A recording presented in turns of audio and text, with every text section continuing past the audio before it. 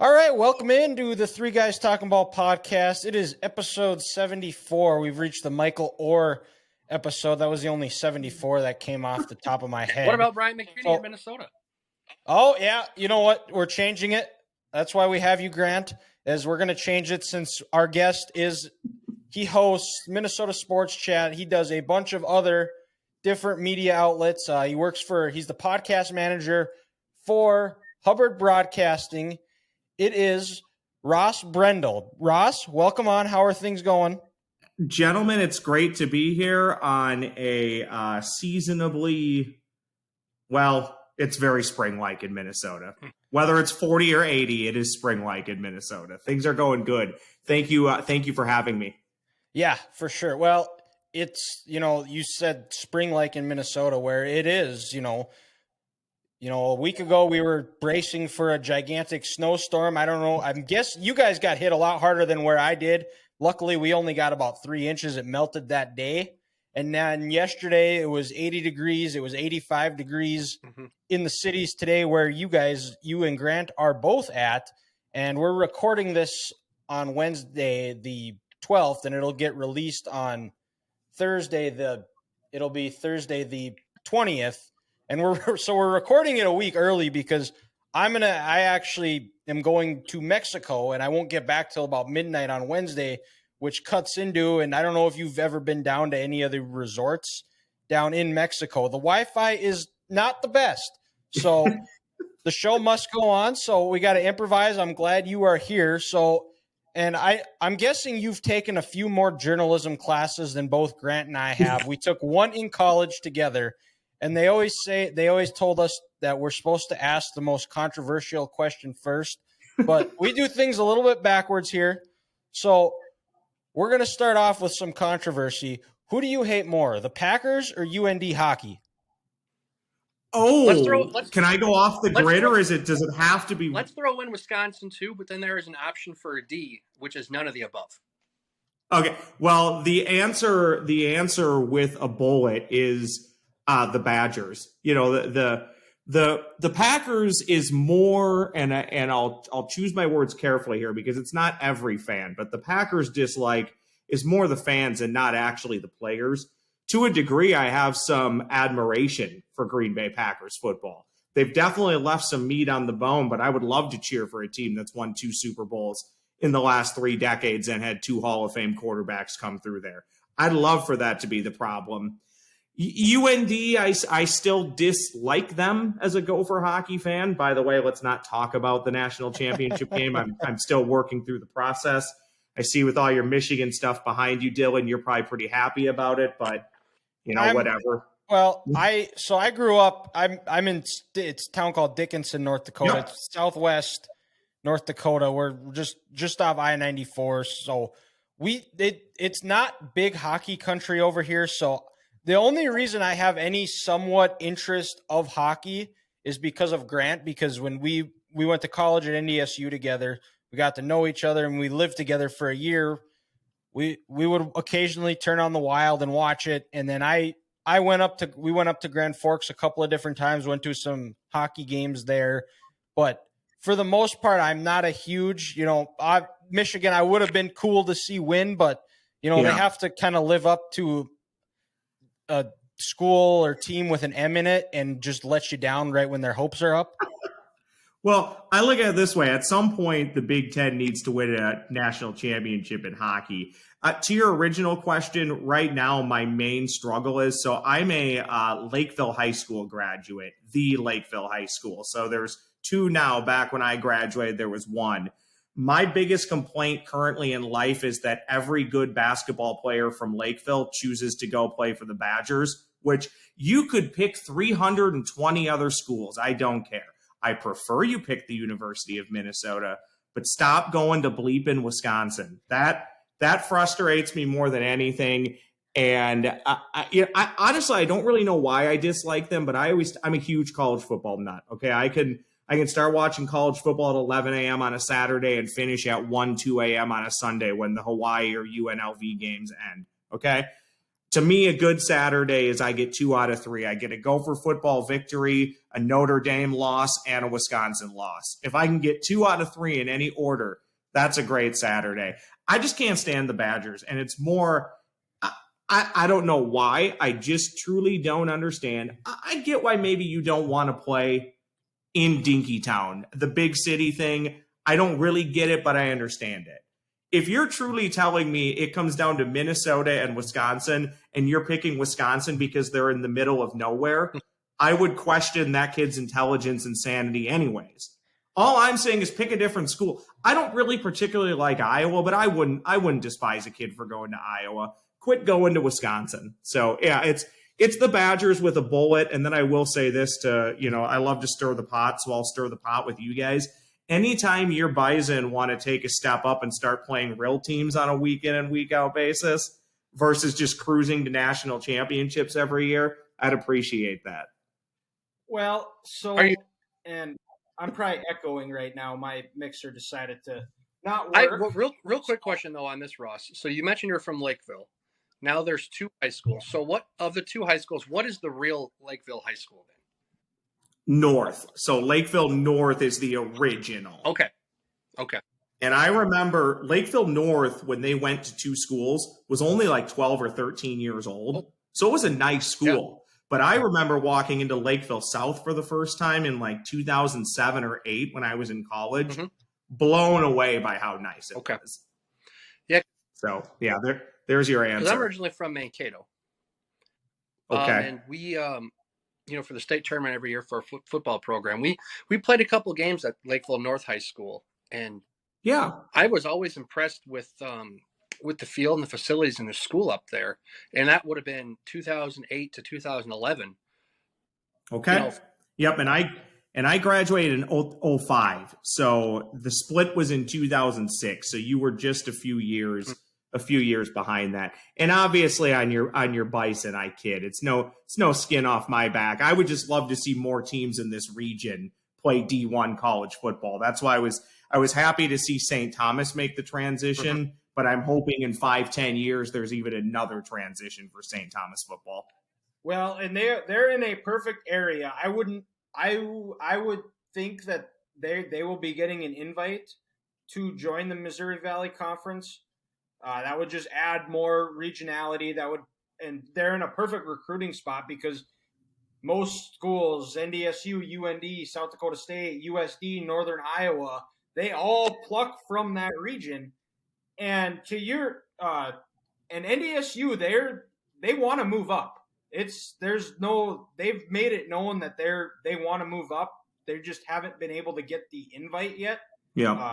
They have all the facilities. They're building a new indoor practice facility, which I pretty much, other than a couple of details, is pretty much all finished. They're practicing in there now for spring ball, but right now it's just a matter of waiting to get that invite. And it was funny because probably about a month and a half ago, I was arguing with Gopher fans on Twitter, and I try to just, we're a salty bunch. Go easy on us. Yeah, I learned. I try to treat my Twitter as something that isn't overly serious. Same. The 3-year. I don't know if you're familiar with 3-year Letterman. No. Okay, but he just a guy that he'll say random things just to get people up in a tizzy. And there was something about something about it being a rivalry, and I was like, what rivalry? NDSU's whooped their ass the last 2 times they've played. and it started, and it actually ended up being we actually had like a constructive conversation about different things. But it originally started as trying to get just trying to poke the bear and have a little fun, and then it turns into that, which I also enjoy too, as a good, healthy sports debate. Yeah. Well, here's how I look at Twitter, and not to turn this into a social media podcast. If you have compliments for me, great. Everybody always likes to hear compliments. I'll take them. I'm no different from anybody else. You like to hear good things about yourself. But if I don't know you, I've never met you, I'll probably never see you, you don't have a real picture to your name, or you have a fake picture, and you're just lobbing Molotov cocktails, I don't care one bit what you say. I don't even register you as a real person. Heck, for all I know, you might not even be a real person. So I try and let a lot of that stuff go. But no, I mean, look, I'll take shots at Gopher fans. I think at times we don't necessarily understand what our lot in life is. And I think because we've been down for so long or stuck in the middle, I think at times we get a little too defensive and edgy. I'm speaking as a group, maybe not for myself, but for the group. Yeah. I mean, every fan base has that. There's Michigan fans that way. There's certainly Ohio State fans that way. And I've had a lot of fun the last few years, believe me, with them. But and at the end of the day, it's a game. It's something that we're going to watch for our entertainment. Do we probably get way too invested into it? Yeah, absolutely. I'm guilty party number one. Yeah, 100%. Same here. I've said this numerous times. It's, diehard Vikings fan. I want the team to win a Super Bowl just as much as anybody. But when they win the Super Bowl, and I do believe it will happen, it might take 50 years. It might be in 3 years. Who knows? Nothing will really change about my day. I still wake up the next day. Yeah, Hank Schramm can shove it, by the way. I don't care about that inside trap and matriculating down the field, all that Vince Lombardi, Hank Schramm stuff. Get it out of here. No, but in all honesty, I do love Patrick Mahomes, and I have no complaints with the Chiefs. But nothing will change about my life. It's the same thing I said. I was gutted about the Gopher hockey game for a few minutes on Saturday, and then you realize, well, I still wake up. My Sunday hasn't changed. I'm doing the same stuff. I love sports to a degree. I make a living off of them. But at the end of the day, they should be viewed as entertainment and an outlet and a source for fun. It shouldn't necessarily be something that divides people for more than a few hours. Yeah, absolutely. And that's a great message, and we all have to be reminded of that at some point. But so you grew up in Lakeville, and then did you go to college at Minnesota? No, actually, so I have a broadcasting degree from the now defunct Brown College, believe it or not. Okay. But I always justify my love for the University of Minnesota as my tax dollars support them.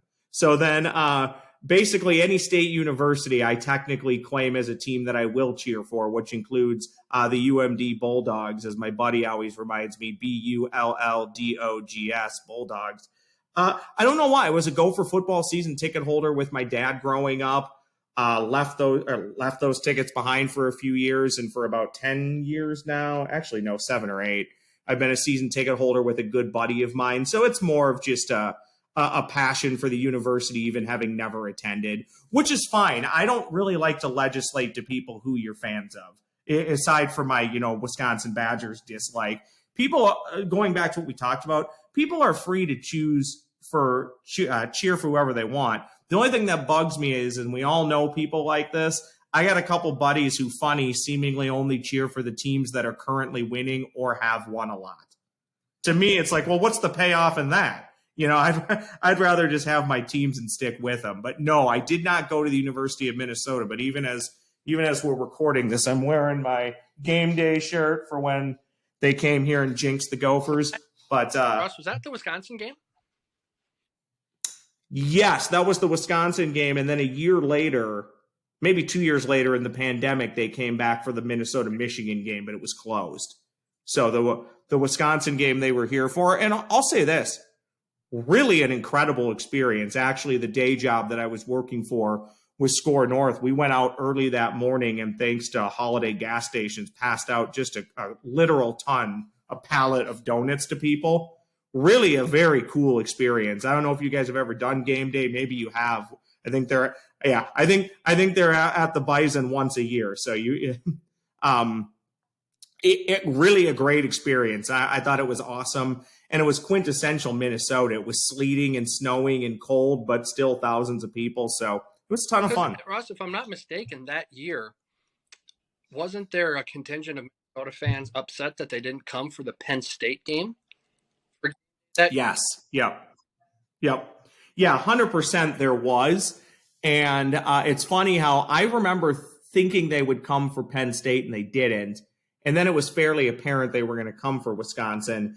I've now come full circle on this, though. Game days come twice, and the Gophers are 0-2, and we don't win a lot. So I'll take any win I can get, and if there's such thing as a game day jinx, I never need to see them again. They can stay if they want to go to like Gophers at Wisconsin and mess with the Badgers, or maybe the Big House and mess with Michigan the next time the Gophers play them, by all means. But quit coming to Dinkytown and Huntington Bank Stadium. But yes, there was. That's a great memory. And I'll say this, having attended a fair share of sporting events, that Gopher Penn State game will probably go to my grave with me. I mean, on that day for 3.5 hours, for the most part, Gopher football was the epicenter of college football across the country. And it was a culmination of everything I've waited years to see. I kid you not. That stadium was packed that day, and no more than 5% of it was Penn State fans. It was legitimate people there to see the Gophers, all wearing maroon and gold. And to a degree, even though the Gophers had to hold on late and there wasn't the ultimate payoff of winning the Big Ten West, at least for that day, it felt like a mild exorcism of Gopher football and all the things that have gone bad. So it was an incredible day. And like I said, in hindsight, kind of glad game day wasn't there, because I don't believe in superstitions because they're bad luck. But to a degree, I'm a little superstitious. Yeah. Well, and your watching Penn State experience was far better than the one Grant and I had. Grant. So Ethan, our other co-host, who's not able to be here with us, he's another huge Gopher fan like you, but he went to grad school in Iowa, and so Grant and I flew into Minneapolis, and then we drove down to Iowa City the week they played Penn State in 2017. And okay. That was, you remember, where Penn State scored the final play of the game, and it was right over the Iowa defensive back's hands, and it was right in front of us too. We were Grant and I were slowly creeping down, trying to get ready to go onto the field, and then they score, and it was just, you could just feel the air just completely go out of the stadium. It was one of them, and it was one of them unfortunate sporting, and as a Minnesota fan, you have plenty of those. Oh my gosh. So many of them. What do they like to say? Pain is existence. And I always tell people about being a Minnesota sports fan. You honestly wouldn't choose this life, right? If you're a Minnesota sports fan, it's because you were born into it. Nobody would choose what I go through and what other Minnesota sports fans go through on almost a daily basis. I've been to Kinnick 3 times, and one time the Gophers lost 12-0. It was a root canal of a game. The other two I've left Kinnick perplexed as to how the Gophers didn't win the game. And one was their most recent trip there, where they dominated the game and somehow didn't win. And then don't even get me started this year when they physically again dominated the game, dominated total yards, dominated time of possession.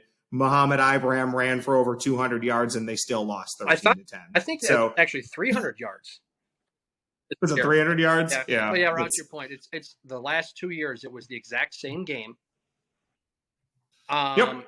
And it's just, Iowa scored late.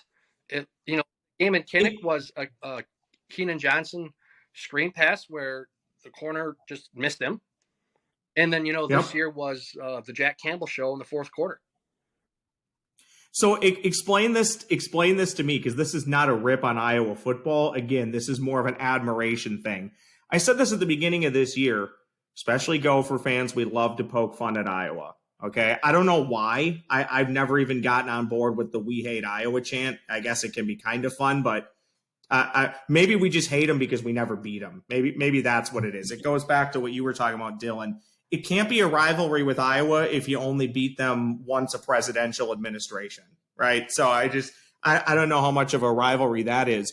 But going back to the beginning of last year, I said the same thing about Iowa. I don't care if their offense gets them 30 yards a game. They're going to do what they always do. They're going to go 8-4 because they play tremendous special teams and rock solid defense. And that damn punter of theirs, I swear to you, every time he punts the football, it's downed inside the 5-yard line. Every time. And you know Without what's fail. funny? He's one of the biggest weapons in college He's coming football. back this year for an extra COVID year. Great. So I got that to look forward to. Hopefully Iowa this year has a little offense with the 2 Michigan transfers. Yeah. And Cade and then Eric All. And then, Caleb Johnson coming back as a running back. So if they can have just a little offense, that punting game is going to be that much more dead. Where teams are going to have to go 90 to 95 yards to score. No, it's just, literally, it's the damnedest thing. Every year it's the same thing. Limited offense, borderline not functional, and they'll still play in a New Year's Day bowl because they don't let you move the ball on them and they make you go 90 yards every time. And then they shut out Kentucky in the, was it Music City Bowl? Yeah. Dylan, it's funny. Yeah. They won that game either 21-0 or 21-0 this year. And it was all defense. They had 2 defensive touchdowns, if I remember. Cooper scored 2 touchdowns, and the offense got 7. I think that offensive touchdown was on a short field. It was too, off wasn't other it? turnover. So that game, this was the score of that game, guys. If we're going 3 units, Kentucky's team 0, Iowa's offense 7, Iowa's defense 14. Yeah, it's. You know what though? Again, I respect them for it. It is frustrating, but I do respect them for it. Yeah. So staying with the Gophers, have they wrapped up spring ball yet, or are they still in the midst of it? Actually, they're in the midst of it now. Shameless plug for my podcast, Minnesota Sports Chat. Just recorded one today that dropped with Daniel House from Gophers Guru. He knows the Gophers inside and out. He was I think yesterday was his 3rd spring practice that he had been to. They will actually play their spring game on April 22nd. And guys, they have had just a heck of a time hosting fans for spring games. They've had a COVID cancellation. They've had to move a game indoors because the weather all weekend called for rain. They've had to move another one indoors, not open to fans because it was supposed to snow all weekend. And I'm blanking on another one. There may have been another rainstorm that came through that I think maybe even completely wiped out a game. So I think they pushed this one as late as they could to try and host fans, but you guys know what weather is like in the Midwest. Predicting what day is going to be better between April 1st and April 22nd, good luck. It's just, there's no telling. But no, they are in the middle of spring practice at this moment, and I'm not terribly optimistic about next year. They've lost a lot. The schedule's brutal. I was talking today on my own podcast. Look, you play the games for a reason. You guys know that. You can't go through a schedule and go win, loss as much as people do. However, with that said, I'm going to do that. They're likely, you can give them 3 losses before they even start. And my bar every year for Gopher football should be it's 6-6. You should roll out of bed and at least go to a 3rd-tier bowl game. You absolutely should, especially this far into the PJ Fleck regime. However, this year, when you go to North Carolina, you go to Ohio State, and you host Michigan, that sounds like 3 losses to me. So can you go 6-3 in the next 9 games with he gained experience, but still a young quarterback? You're replacing large parts of your offensive line. You're replacing most of your running backs. You're losing a couple of defenders to the NFL. John Jacob, Jingleheimer, Michael Schmitz is probably going to go in the 1st round, the center from the Gophers. There's a lot to replace. And I know the transfer portal, we always look at it with who are we losing. I think people need to start looking at who are we gaining. The problem is, though, as fans, we don't pay attention as much to the other 120 college football programs. All we know and all we're conditioned to is what we're losing. And the Gophers are losing a heck of a lot to the transfer portal and to the draft. So I don't know. I'm hopeful they can find 6 wins. I'm just not convinced of it. And Russ, if I'm not mistaken, I always mess up this young man's name, but the wide receiver, the former Texas A&M transfer, is it Dylan Wright or Darian Wright? Yeah, Dalen Wright has left. He has come and gone. Altman Bell, he's coming off the torn ACL against Colorado, or was it?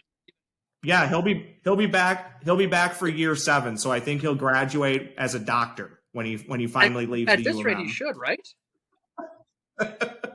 No, and honestly, the kid's been through a lot. He's had a lot of injuries, and he also has had a couple chances where he probably could have left and maybe went to the NFL before these injuries happened.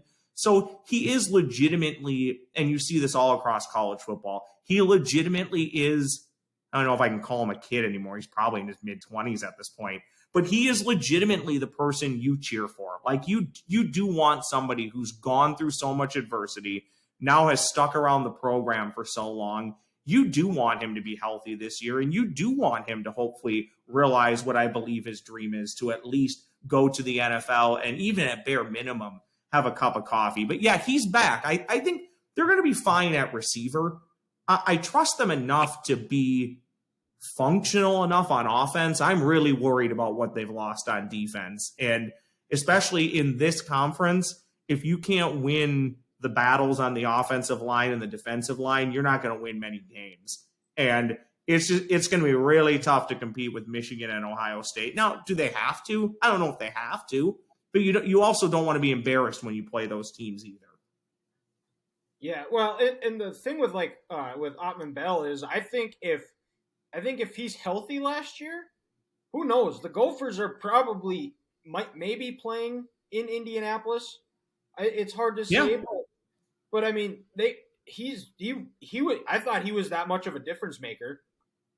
I mean, he was Tanner's go-to guy, and then once he went out, Tanner looked lost.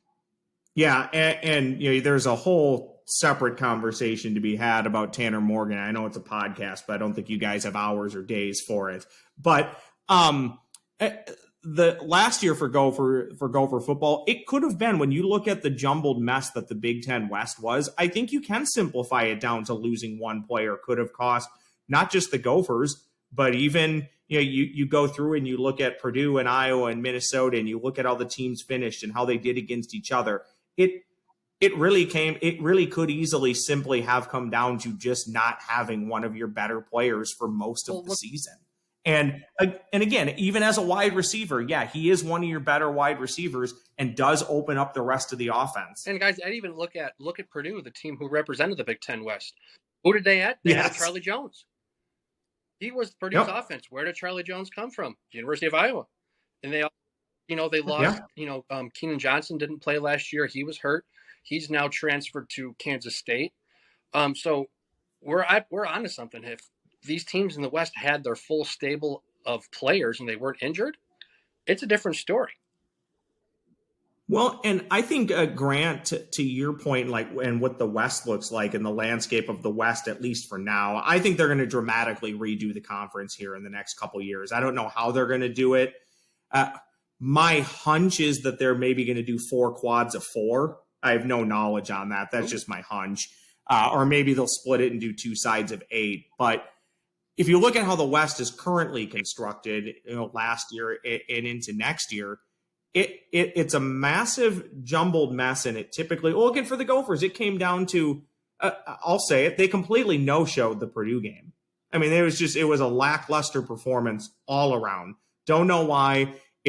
I don't have many bad things to say about PJ Fleck, and now I'm going off of my previous point. But this is the one thing that does eat at me, and it's becoming I would say it's a definite problem because there's now a repeated history of it.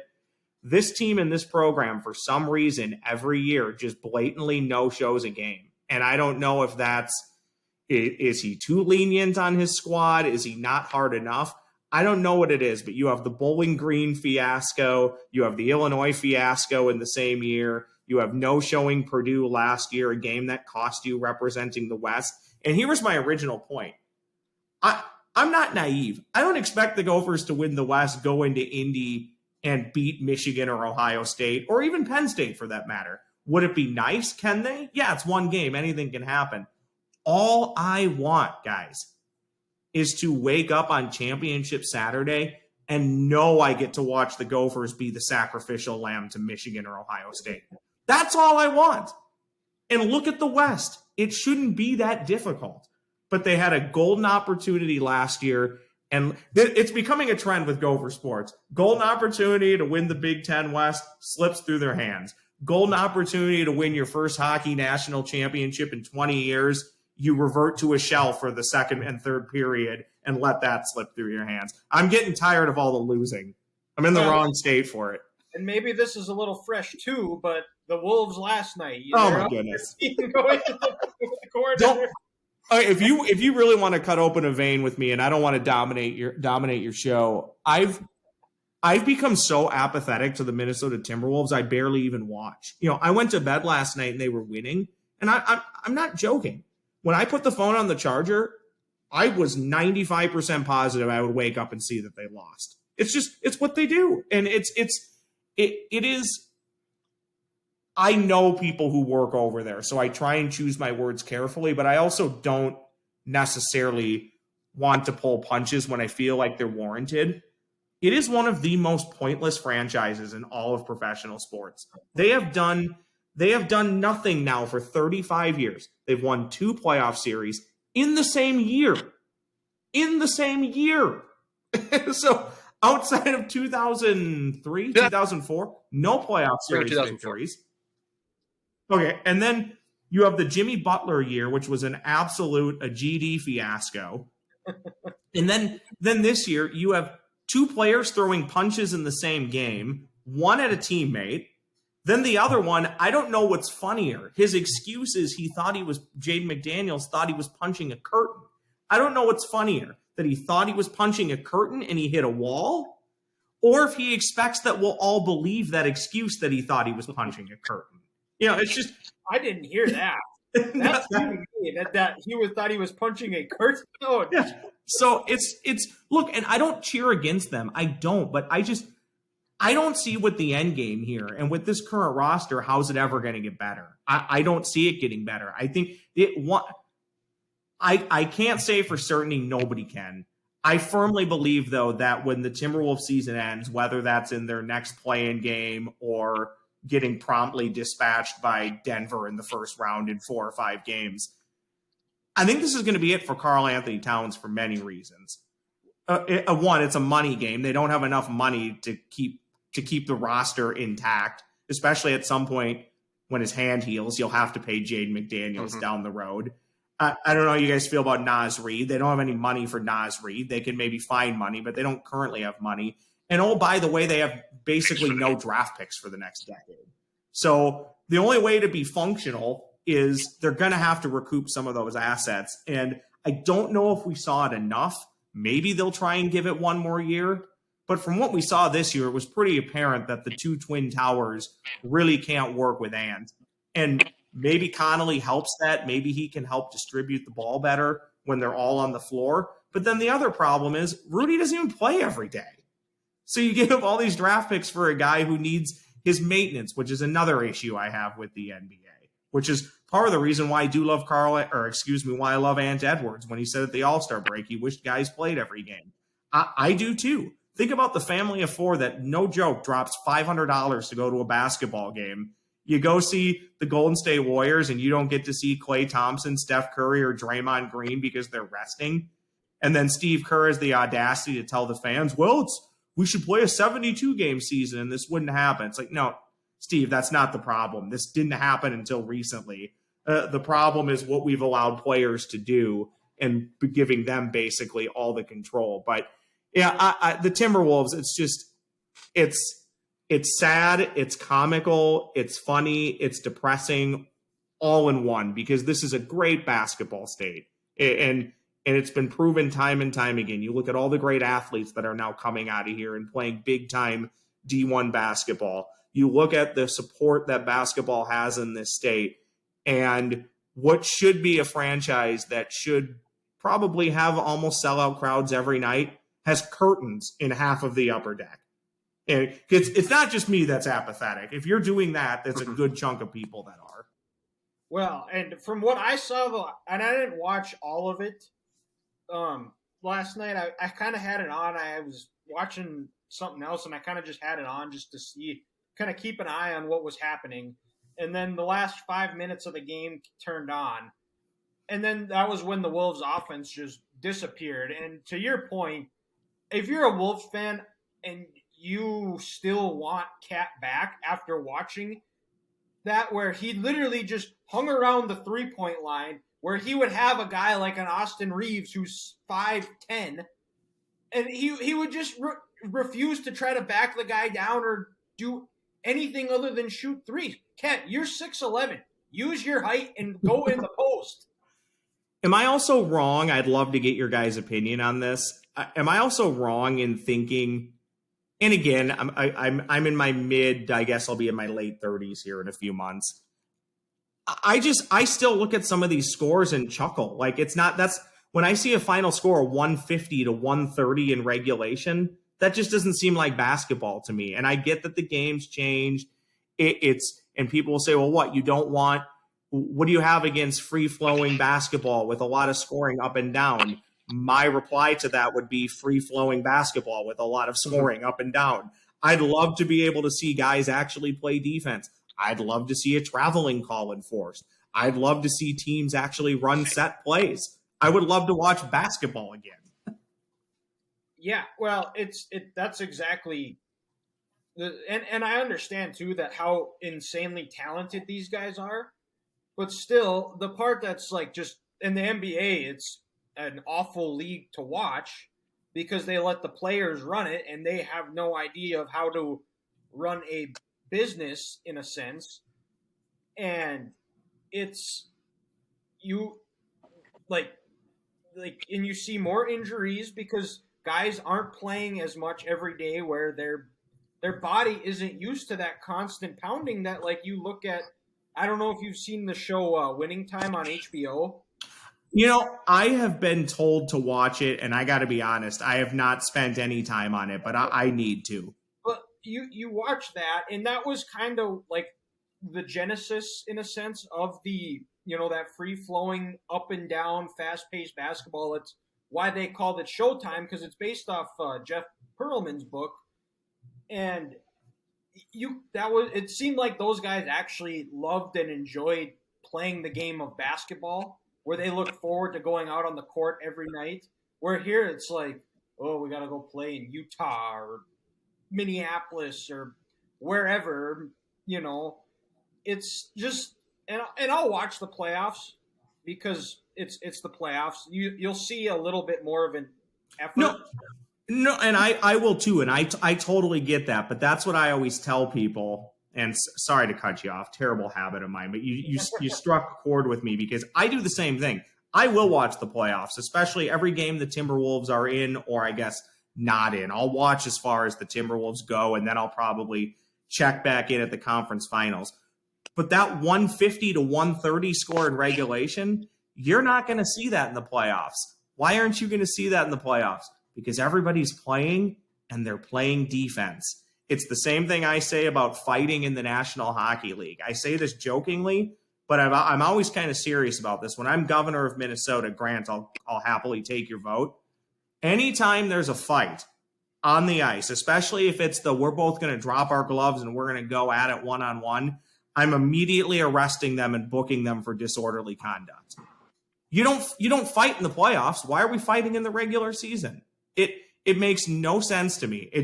It annoys me more than anything. Look, I get it. They're grown men. It is what it is. And again, I say that semi-facetiously, but I don't understand in a lot of these sports why we do things in the regular season that we don't do in the playoffs. Baseball, I hate the ghost runner in the 10th inning. Hate it. Hate it more than almost anything in sports right now. We're not doing it in the playoffs. Why are we determining teams that get into the playoffs with it? I just drives me crazy. I hate it. Sorry, I had to get that out. I just hate the ghost runner. Oh no, you're good. I'm in the wrong, but I don't mind it for the regular season, and it especially now that they've made the changes that they've done to speed up the game. I don't really see how it's necessary. Because even with the ghost runner, you've seen games go 18, 19 innings because nobody – well, the other part with baseball is they don't want to – everything's the home run or strike out. There's no moving guys over. No, well, Dylan, that's a great point. I've said the same thing. We've done so much to speed up the game now, and clearly it's anecdotal, but it's a half a month. We've seen that it's working. I get you're maybe still trying to protect the pitchers. I could deal with the ghost runner if maybe you gave it till the 12th inning. But to your point, yeah, we've still seen games go 13 and 14 innings. Here's what I have a problem with, and this happened to the Twins a couple nights ago. And they won it. Like, they were the beneficiary of it. They won, and I still don't like it. It doesn't sit well with me when you get to start an inning with a guy at second who's moderately fast, gets bunted over to third, and the White Sox, who, by the way, continue to make me laugh at how putrid they are defensively, year in and year out, they are just a train wreck defensively. They pick the ball up, then they throw it down the first baseline. The Twins won a baseball game. They might make the playoffs by one game this year. And if they do, you could make a case they won. They made the playoffs because they started an inning with a guy at second base who was bunted over, didn't really even stop at third base because he didn't have to, ended up scoring because dopey third baseman throws the ball down the line. I don't think that's a way for a team to win a game. I'd be more okay with it if you put the runner at least at first base. Make the home team work for it a little bit. Yeah. But yeah, so I mean, hope maybe Manfred, who's also a terrible commissioner too. Maybe him and Adam Silver are both they're listening in on this when it gets released on the 20th, and maybe we could get like a cut of the revenue here, and that could be our retirement plan here. I don't know. I think we're onto something. I think all of our goals should be a commissioner, because you can be really bad at your job and keep it forever. And make a lot of money at doing least it. $45 million a year. At least. Yeah. I mean, Roger Goodell, does anybody even know what he does anymore? He cashes paychecks. I know he does that. He has the best staff in the free world. Because what the NFL as a whole does is incredible. And he just sits back in an office in New York and says, okay, yep, yeah, oh yeah, sounds good. Oh, we got Rihanna? Cool. Oh, press conference, you're going to have notes for me to copy? All right, yep, I'll be there. Sweet, thanks. One of my favorites from this year, and I think, God, was it the Vikings-Giants playoff game, or maybe I think it was one of the Vikings-Giants games. I'm not sure. I could be making it up, but Rodgers there, and he's giving away two Super Bowl tickets. A great thing. It was the playoff. What was it? Okay, yep. So he's giving away the Super Bowl tickets, which is great. I'm not discrediting him for that. And he's giving it to a deserving kid who apparently has gone through hell and back, and their family, which I'm all for. Kids deserve the world. Every kid should be healthy and happy. I'm all for that. But all four family members are down there, and Roger hands him two tickets. It's like, Roger, come on. Okay. So let's think about this. If we're going to do this, Roger, let's do this one of two ways. The only two family members are on the field, or all four of them are getting tickets. It just, I get you can't give everybody tickets. The Super Bowl is only going to seat what the capacity of the stadium is, but it just looks so stupid and tone deaf, which, by the way, the NFL is very good at looking tone deaf. They've mastered that. One, that car ride home conversation. So, who's going to the Super Bowl with Tim? And then two, next year's Thanksgiving. Hey, remember when you guys went to the Super Bowl and you left us here to dry in that snowstorm when we were on the field at US Bank Stadium? that could tear a family apart in this country. No, it can. And that's what I was thinking about. One of the kids was so happy, and all I could think about, this kid has no idea he's not going. It's for his sick family member, or I guess formerly sick family member, and dad or mom. They're not all going. So like you said, that was my first thought, is this poor kid on the way home is going to have the worst day of his life. And what are his parents going to do? Oh, hey, Robert, sorry you can't go to the Super Bowl with Tim, but hey, you know what we're going to do this year this summer? We're going to go to Brendel and we're going to race go-karts. Or you'll have a great time with mom. You're going to go ride the rides at MOA. It's like, okay, great. For sure. But since we're talking the Vikings, the draft is around the corner. What are you hearing out of Minneapolis right now with the Vikings? I know there's been a few sprinklings that they're looking at a quarterback. But if you were the GM. I don't want to say his name because I will butcher it. But if you are the GM, hypothetically, who do you have your sights set on who the Vikings are taking? Well, I think, and it's not, you guys are definitely well versed. A lot of the mocks started off with cornerback, then they kind of shift to receiver, and now in the last few weeks, you've seen a lot of quarterbacks, specifically Hendon Hooker and a few maybe with Will Levis if he falls. And they call it silly season for a reason, right? You don't know. Teams are floating stuff out there. They're putting up smoke signals. Everybody thinks they know, but nobody really knows. Maybe Schefter knows a little bit. Maybe Jay Glazer knows a little bit, but they don't know everything. Generally, where there's smoke, there's fire. I mean, logically, it's got to be a receiver, a cornerback, or the right quarterback if you like it.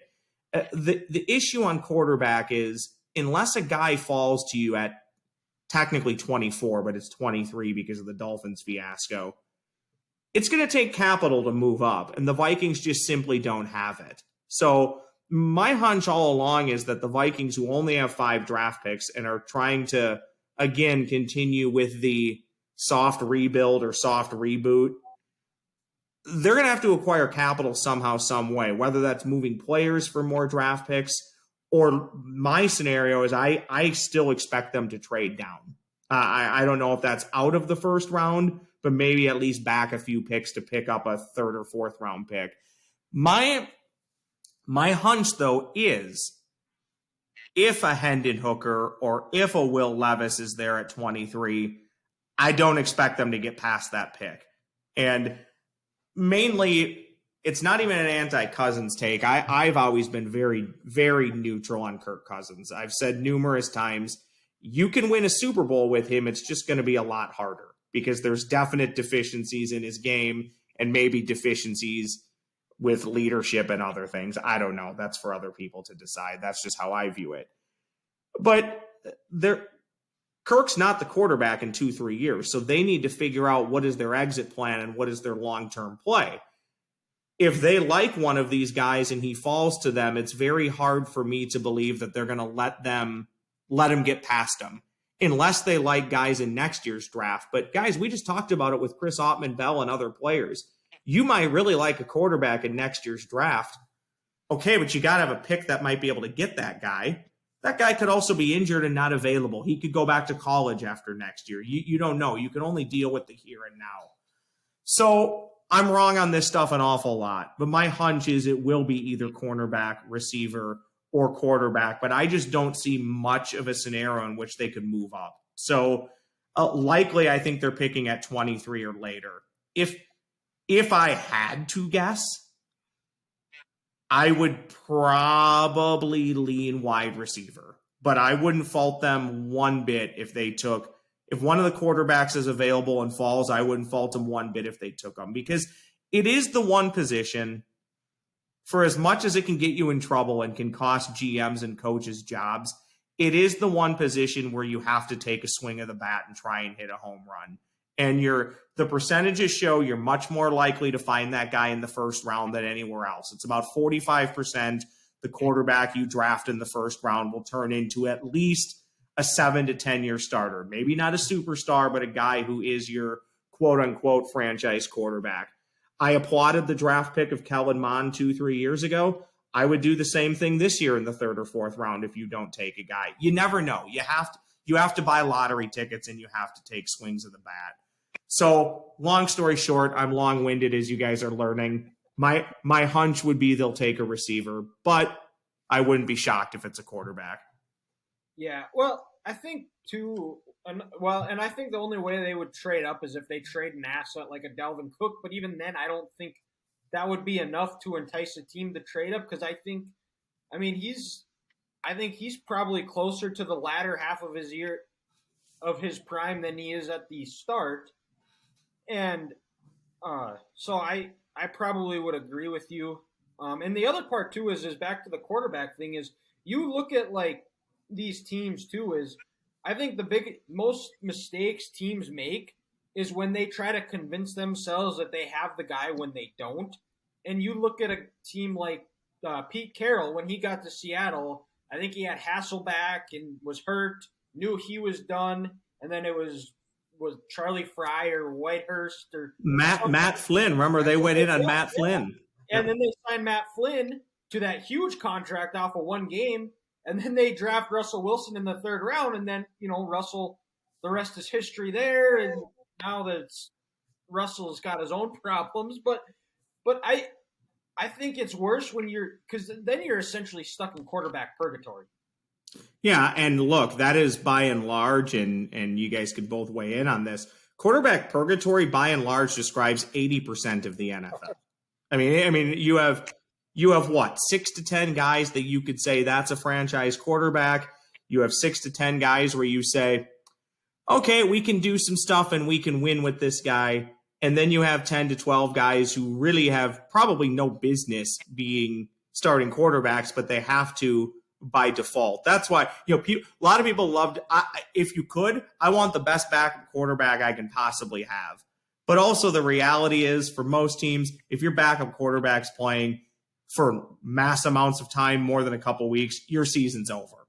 Right? They're not even good enough to start for a bad team in the NFL. That's why they're your backup quarterback.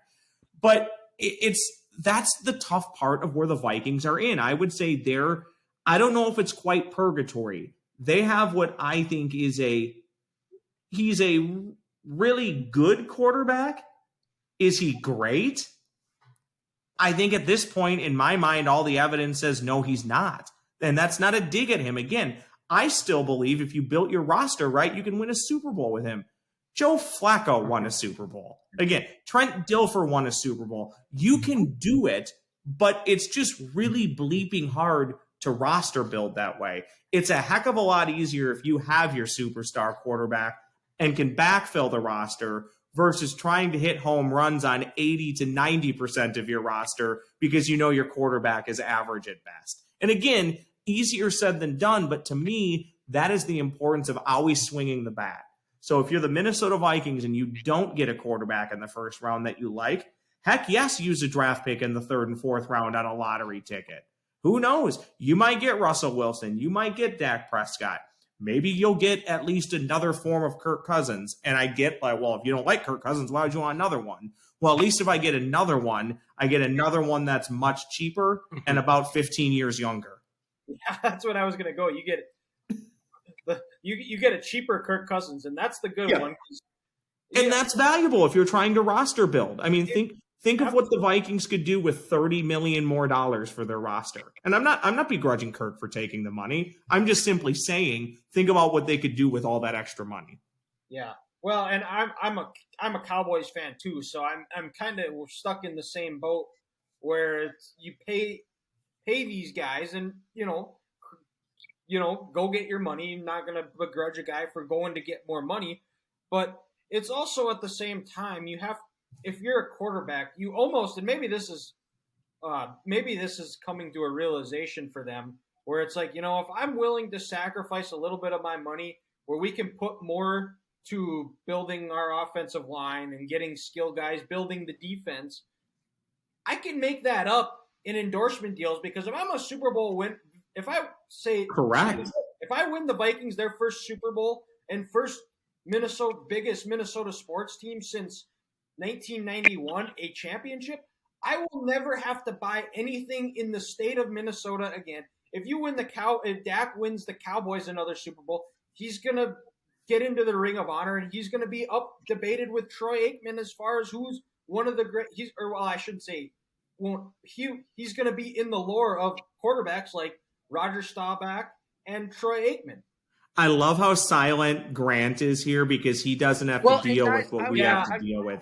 I want to chime in on that because I understand what you're trying to say where you got to build this team around you, and that's 100% correct. How many Super Bowls has the San Francisco 49ers won in the Shanahan-Lynch era? It's the same. They have same thing. They have the best roster in the NFL. The Eagles this year, a great roster. Jalen Hurts balled out in the Super Bowl, but the Chiefs had that unicorn. And look at these past Super Bowl winners. Matt Stafford, Tom Brady, Pat Mahomes, Brady with all those New England titles, people can be like, oh, well, he took a hometown discount. Yeah, he took a little bit of a discount, but still, the New England team, it's not like they were great teams and great rosters. Tom elevated, and he was such an alpha. That's the other argument to say, well, I know you want to build your team, but if you can also get that guy, it's only going to help you out so much, because when was the last time, a Trent Dilfer and a Peyton Manning in Super Bowl 51? It's tough. So you almost need to swing for the fences to get that guy, because Kirk and Dak, they're not winning Super Bowls, and that's nothing against those guys, because there's only 3 or 4 unicorns in the NFL. Alpha is such a big word right there, and I love your use of that word, because a guy like Patrick Mahomes, and I'll even say this about Brett Favre in his first year with the Minnesota Vikings, didn't have the ultimate payoff, but there are some guys, when they show up, everybody on the roster just gets incrementally better because of who they are. Tom Brady with the Buccaneers, same thing. I'm actually saddened Tom retired. I wish he would have. Tom, I'd keep playing until you physically can't throw the football 2 yards. Because I'm that much of a believer in Tom Brady. I think he could go to the Dolphins next year, and that team could make it to an AFC Championship game just because of who he is. But to me, that's the key. And I know it's not easy to find. We'll be honest here. Obviously, there's a little bit of luck involved in getting your quarterback and getting your franchise quarterback. Anybody who says that when the Kansas City Chiefs drafted Patrick Mahomes, he was going to turn into this, they knew this, they're lying to you. Same thing about Josh Allen with the Bills. Same thing with Lamar Jackson, even Aaron Rodgers. You think you know, but you don't. It's all an educated guess. But I do love the way that Kansas City went about it, and this is why I wouldn't sleep on the Vikings taking a quarterback, even if it is Hendon Hooker, who's already AARP eligible. You're going to bring the guy in, and he'll sit for a year. You don't have to rush him to play. Guys, I'm a tiny bit older than you, but you probably don't remember the days where you used to draft quarterbacks first, second, third overall. They would sit for 6 games, half a season, sometimes the entire year. Joe Flacco and Matt Ryan ruined that for everybody. They came in and started day one, and they were rock stars. And earlier on, I kind of, crapped on Joe Flacco. I didn't necessarily mean that. He is a good player, but he's not a great player. The way I would do it, if you can, especially if you're not sure, but you're trying to take that home run swing. Yeah, if you got a guy there at 23 that you think can be a franchise quarterback, why not draft him? I don't know how much tutelage Kirk's going to do, but I think you know enough about Kirk Cousins to know he's not going to completely sabotage the situation. Well, and also I think if in the Viking situation, guys, if you do it correctly, and when I say correctly, Kwesi and KOC and maybe even team president and the Wilfs, they pull Kirk and have a meeting and say, hey, Kirk, just a heads up. There's a chance we're going to draft someone in the first round. You look at the logistics. You're 34, 35 years old. You've been, with this team for a long time. Yeah. We feel like we've almost reached our ceiling. Who did that? The Kansas City Chiefs did that. They were polite. They told Alex Smith, hey, Alex, yes, you're great for us. You helped turn this franchise around. When Andy came in 2013, we've won a bunch of division titles with you. We've gone to the playoffs, but we feel like we need to keep getting better. And if you just sit Kirk down and tell him that, there's such a respect aspect where he knows this. Okay, coming into the year, this might be my last year here in Minnesota, but you know what? I can help this young guy get better, but I can also put on a show for the rest of the league, like what Alex did for Washington. 100%. And then I can go out and be an MVP finalist. People forget they started that year 5-0. Alex was an MVP front runner, and then just a bunch of weird games that they had of that losing streak, and then they got hot again going into the playoffs. And if it wasn't a Travis Kelce concussion, they're in the divisional round in 2017 again. And before even the Super Bowl that year, Alex, he did his thing. He did it the right way. He got traded to Washington. They said, see you, Kirk. And you remember Jay Gruden, how excited he was. And look what Alex did in that Washington team the year after. Unfortunately, he breaks his ankle and he misses that year. But if you do it right and you tell Kirk, hey, we're maybe thinking about taking your replacement, it can work out right. And there's nothing that says, to your point, Grant, there's nothing that says when you have that conversation with Kirk Cousins that he can't go out and have an MVP type year. If you're Kirk Cousins, he's a competitor, right? I think you're going to look at that. You're going to be a little disappointed, but you're going to walk out. You're going to put your helmet on, and you're going to say, well, I'll show you. We're going to win a Super Bowl, and I'm going to put you in a really tough spot. You still have that opportunity to do that. And again, it always goes back to I'm a firm believer. Yeah, I think it would help the situation if you sit him down and tell him that. Some GMs, some owners, some coaches are going to say, no, we don't really owe him that. I think there's a pretty good understanding between Kirk Cousins, his agent, and the Minnesota Vikings with where everybody's at. I especially with where we're at right now, no contract extension, no new contract. They added the void years. I think it's pretty much been said without saying it. Kirk, it's not a foregone conclusion you're not starting for this team in 2024, but it's pretty likely you're not starting for this team in 2024. It's the worst kept sports secret in Minneapolis. Oh, yes, 100%. You're exactly 100%. Right, the writing is on the wall because even, Kirk and his agent this year trying to talk to the Vikings and say, hey, can we get a 2-3 year extension that's team friendly so my client can retire in Minnesota? And the Vikings politely decline. Void all those years, and it's like, so he's going into a lame duck season at 34, 35 years old for top brass who he wasn't their guy. I mean, come on, guys. Well, see, and that's the other thing, too. People love to say, oh, well, KOC was his quarterback's coach. Yeah, for 1 year in Washington a decade ago. What does that really mean? And I don't want to hang a guy out to dry for one play, but walk through the entire season here in 30 seconds with me and imagine you're Kevin O'Connell. So all year long, I kept saying, this is the best version of Kirk Cousins I have ever seen. His numbers aren't great, but he gets his butt kicked. He stands up. He's a gamer. When it matters most in the fourth quarter, he's finding ways to win. He's not wilting under pressure. This is great. I guarantee you as the year went on, KOC is like, man, I think we've turned the corner with this guy. Same thing they told Matt Stafford. I don't care if you throw 50 interceptions. All we want to do is win the game and run the offense. And then on 4th and 8, you throw it 3 yards to a tight end who has a defender draped all over him.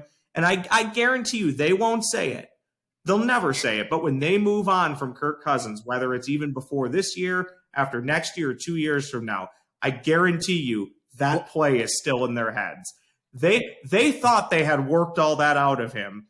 And when it came time to show or to pass the test, you reverted back to the Kirk Cousins everybody knows and loves. And I don't care what you saw. I don't care if you think people were in your face. I don't care if everybody was covered. You make sure that ball goes 9 yards down the field. And Rush, to your point, so we'll go back 7 years to Kansas City. Alex Smith's his version of like that in Kansas City was when they played Pittsburgh in that divisional game. I had a friend who was at that game, and throughout that whole game, Jeremy Maclin at the time was frustrated with Alex because he was always 10 to 12 yards down the field, open, but Alex never got to him. He was a little too conservative that game, and if you remember, that was the game where Pittsburgh, I think, kicked 6 field goals and won. The Chiefs go down, opening drive, classic Andy, touchdown. They're up 7-rip, and then the offense just can't get going anything the rest of the game. And there was opportunity from Jeremy Maclin and Travis Kelce, I heard, throughout that whole game where if Alex was a little more aggressive, they could have had something, and they could have went to the AFC title game that year. And to your point exactly with that, Andy Reid and John Dorsey at the time probably thought, you know what? He's not the guy who's going to be a risk taker and can lead us to victories. And that may be the same throw for Cousins, like you said, on that 4th and 8. At some point, we all trade our cars in for what we think is a better car and is going to get us from point A to point B in a better situation. And look, it's tough because these are real people, but at the end of the day, they're commodities. You're buying and selling commodities for a small, finite part of time. And everybody's time passes at some point. And again, when you look at Kirk Cousins, I don't know if it's next year, I don't know if it's in 3 years, but logic tells me his time will pass. And we know one thing, only one thing in the history of the world that I can think of is undefeated, and it's Father Time. he comes for everybody, including Tom Brady. Yeah, for sure. That's crazy. That's similar, and maybe hopefully the Vikings get the fortune and they get that next Pat Mahomes that they can run the NFC North. If I could chime in on Cowboys that, fan. if you look at it, it's the similarities are somewhat there in terms of how the way the rosters are built. You have a nice solid base on offense, where the Chiefs that had Travis Kelce, young Tyreek Hill, Charkandrick West, Spencer Ware. From Minnesota here, of course you got JJ. You got TJ Hawkinson. KJ Osborne out of the slot. You bring that. Yep, Madison, who they like, and still some players on the defensive side. On the defensive side, if you go and get your young quarterback, you can build that team next offseason. And also, I think we're forgetting it. Brian Flores is going to make this defense better. Even with the same personnel, I think they're going to be a touch better. So, and again, I'm not saying they're going to find the next Pat Mahomes and they're going to go out and they're going to become what the Chiefs are. But the similarities are there. You have a good roster, a culture that's built, offensive skilled players. Go get your guy and then almost have him in his NFL career be born on second base. Yes. Yep. Oh, great analogy. I like that. Not the ghost runner that starts the 10th inning on second base. Let's keep it in Kansas City here. Sorry to make this about the Chiefs, but that same draft class, guys, what if they draft Deshaun Watson? You're telling me he might not have the same amount of success? And when I say that, what if you throw Patrick in Houston?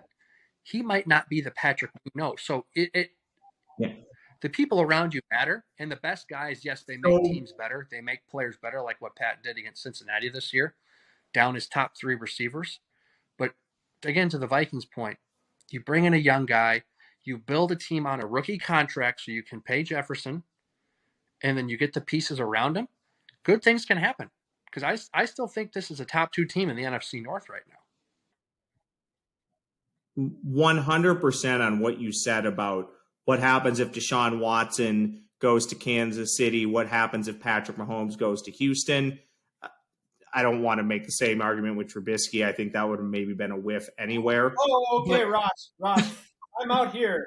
That is who Grant wanted in the 2017 draft, was he wanted MVP Mitch. But here's the thing, though. This may even back up the argument. I do believe, to a degree, a player's only going to go so far. He needs to be in the right culture with the right coach or the right situation. So, look, Trubisky's obviously, he's still going to be in the league for probably another 5 years, at least holding we can't say clipboard anymore. It's holding a Surface tablet. So look, he's at least good enough to that point. But I'm a huge believer in what you said. It's the same thing with baseball prospects. Think about how much of it is luck. Even in baseball, you get drafted as an 18-year-old kid. You think you're a shortstop, and the team says, no, actually, we want you in center field. And then project forward 5 years. That was either the best decision that was ever made for that kid or the worst decision. And you won't know until you get a few years down the road. But I couldn't believe 100, I don't like saying this, but 110% behind your comment about right guys in the right situation, because I think that matters a whole heck of a lot more than we ever want to give it credit for. Who knows? Maybe Mitchell Trubisky would be a 2-time Super Bowl champion right now. Well, when they were playing the Niners in their first Super Bowl, I was texting Grant.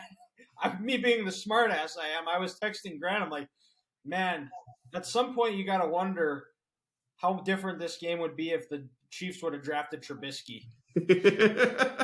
But again, I don't want to rip on the Bears either. Again, if you think it's that important, if you think you know who your guy is and you want him because of how important that position is, not just in the NFL, it's perhaps the most important position in all of sports. You'll give up whatever you need to go get him and to swing that bat or throw that Hail Mary to try and score a touchdown, to try and get rid of the baseball analogy for a football team. I'm all for it. Wrong player, but I love the process. People forget they did what Seattle did not only 5 years before. They signed Mike Glennon in the offseason to I think a decent-sized deal. He thought he was a starter, But, the organization, Ryan Pace, John Fox at the time, they said, you know what, he's not our long-term answer, but he's maybe someone who can start 4, 5, 6 games before this rookie comes in. And then they end up, trading up to take Trubisky over, over Mahomes and Watson. But, it's hindsight is 2020.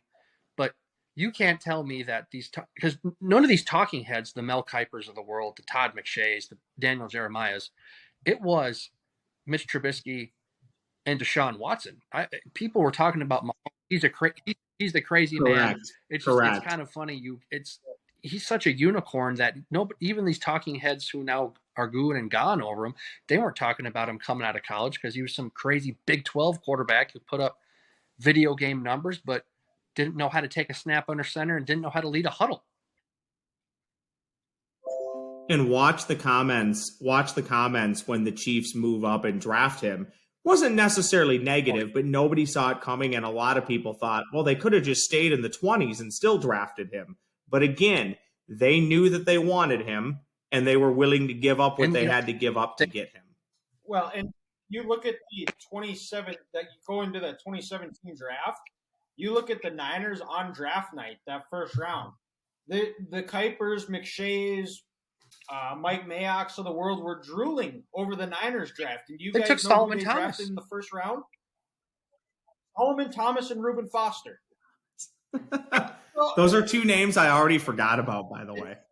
So exactly.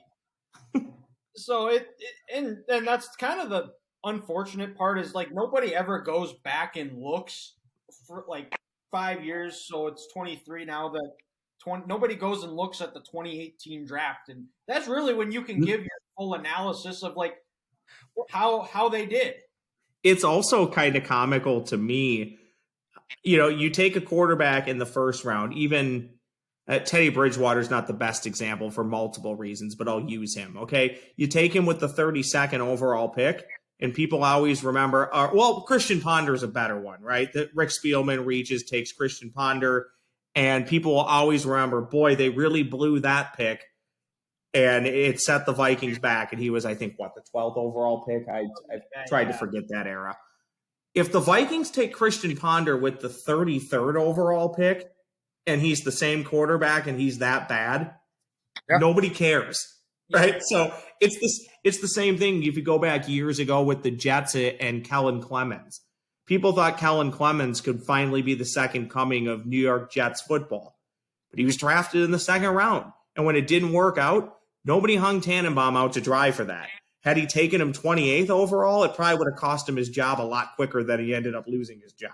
So to me, it's always kind of comical how that works. Take a quarterback in the first round, we'll fire you for it if it doesn't work. You take a quarterback with the 35th overall pick early in the second round, it's okay. It's no big deal. The stigma that for some reason a first round pick has, like you look at Mayock when he got to Oakland at the time, him and John Gruden, their first pick was Colin Farrell, the defensive end from Clemson. Well, the Colin Farrell era for the Raiders organization did not work out. He is now in San Francisco trying to revive his career.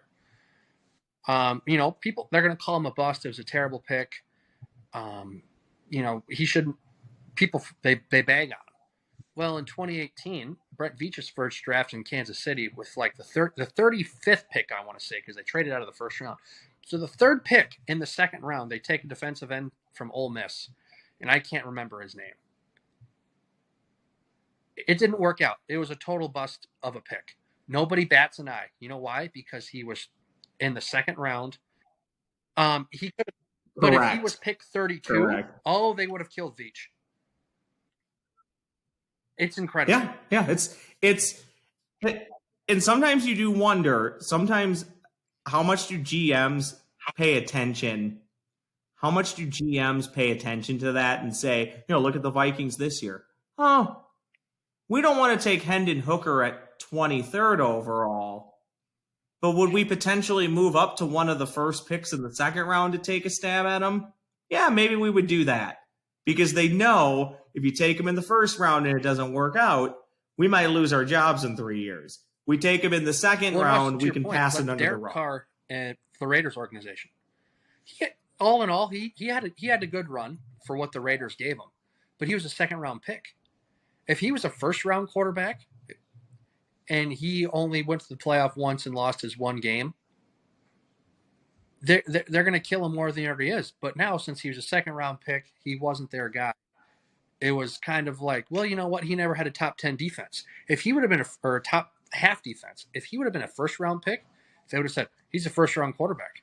Even if he doesn't have a defense, you're a first round quarterback. You got to be a truck, not a trailer, and pull your organization. I could talk for days about Derek Carr, by the way, because when you look at Derek Carr, you're essentially talking about Kirk Cousins. And again, that doesn't make it good or bad. I'm not trying to lump them into the same person or rip on either one of them.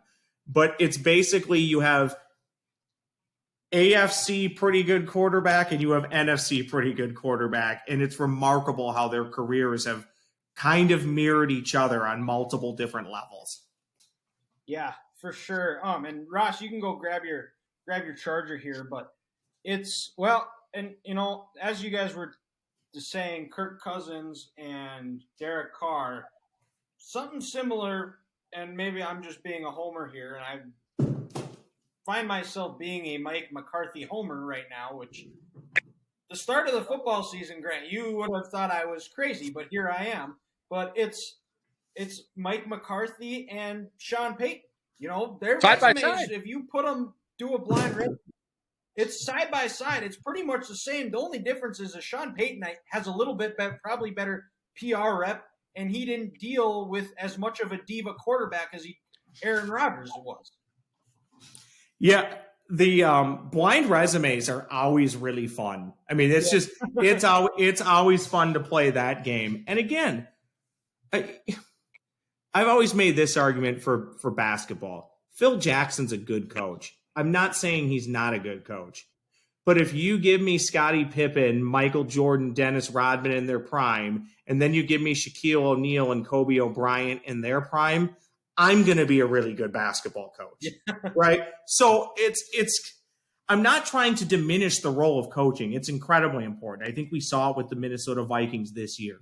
You took a roster that's top end ceiling is probably 10 wins and you got 13 out of them. I don't know how. I didn't believe it all year, but good for them, right? Coaching matters, but to a degree, players matter. It's all a part of the recipe. You have to put it all together. And some guys are better at it than others. Some guys will elevate teams more than others. Some guys might mess up their teams more than others. But again, look at Sean Payton. He had Drew Brees. Great. Good for you. Look at Mike McCarthy. He had Brett Favre and Aaron Rodgers. Yeah. Great. Well, no, primarily just Aaron Rodgers if I'm doing it right. But yeah, some of these quarterbacks some of these coaches that wash out in the NFL. Well, yeah, you had a Keely Smith and I'm blanking on names here, but oftentimes coaches that don't work out, go look at who their quarterbacks were. Yeah. Well, and I think the biggest part about coaching, I think, is it's your ability to manage people and deal with. You're putting up with a lot of hot garbage, a lot of BS, and just managing and kind of getting everybody thinking somewhat in the same and getting them focused on the main goal, which is winning a championship or things like that. But I know back to kind of change subject here, but you talked about when Brett Favre came to Minnesota and he had the guy's attention, and I don't know if you've seen Ted Lasso now, but they have Zaba, where everybody is just in awe of him.